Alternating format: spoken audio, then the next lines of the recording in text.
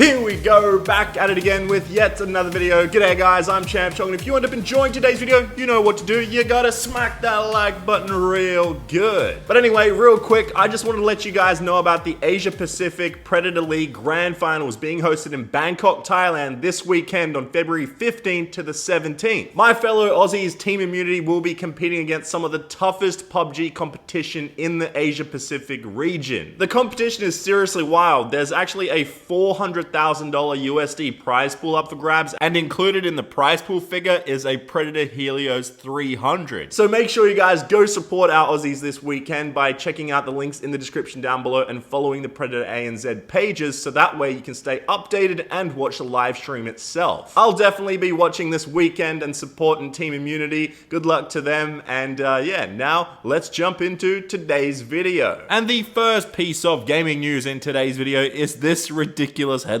from The Verge. The worst thing about my Xbox One is its reliance on batteries. Now, to be specific, this is actually a bit of an older report, but it did resurface just a few days ago. It made some headlines. A lot of people started talking about all this, but it's one of the most ridiculous articles I've seen in recent time. It's like one of those things where they just find something to complain about. Like, sure, the Xbox One controller, yeah, it uses AA batteries. It uses 2 of them, but there's no real reason to complain. In this article, the writer even says Microsoft's competitors, Sony and Nintendo, sell consoles free of drugstore shelf batteries. The Switch's Joy-Cons fit snugly into the charging station, powering the whole rig. Sony's PlayStation controllers siphon power from the USB charge in the system itself. Now, I'm not going to get into the total article here. It just goes on and on and on, and it just reeks of just, oh, I'm so precious, I need to have everything so perfect.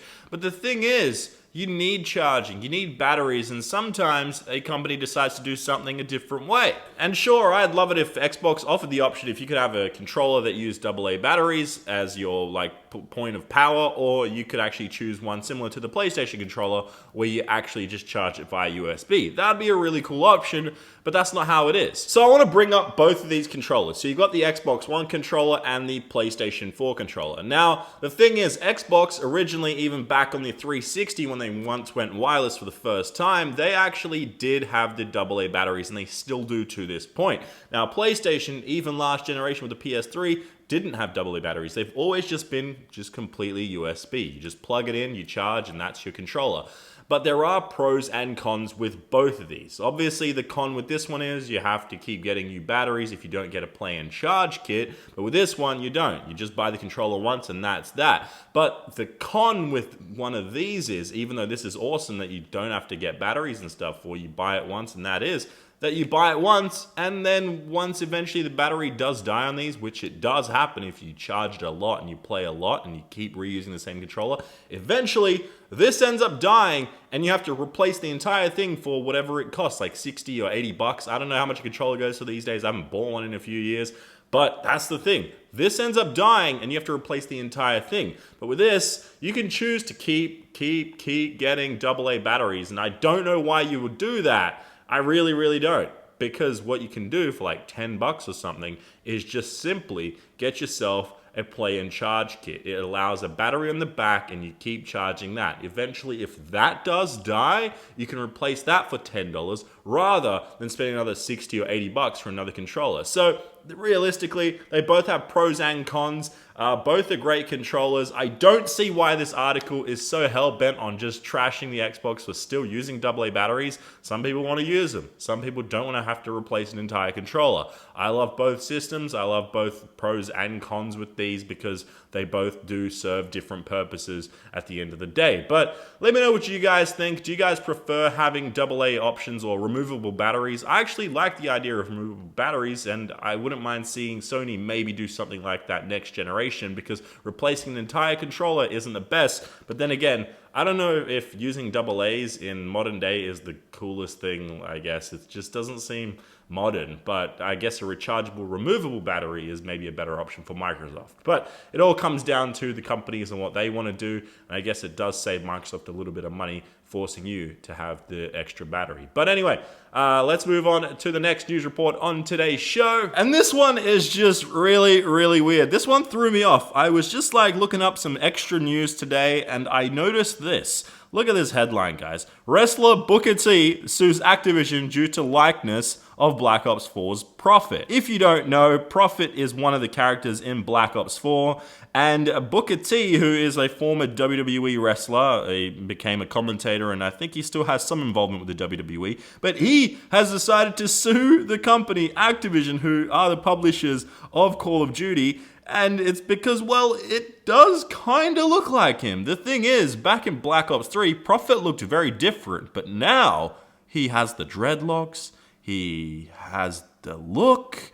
He does look a lot like Booker T. So, I don't know if this is like one of those things where I'm actually going to side with the person suing the big company or not. Because it seems kind of ridiculous that he's doing this.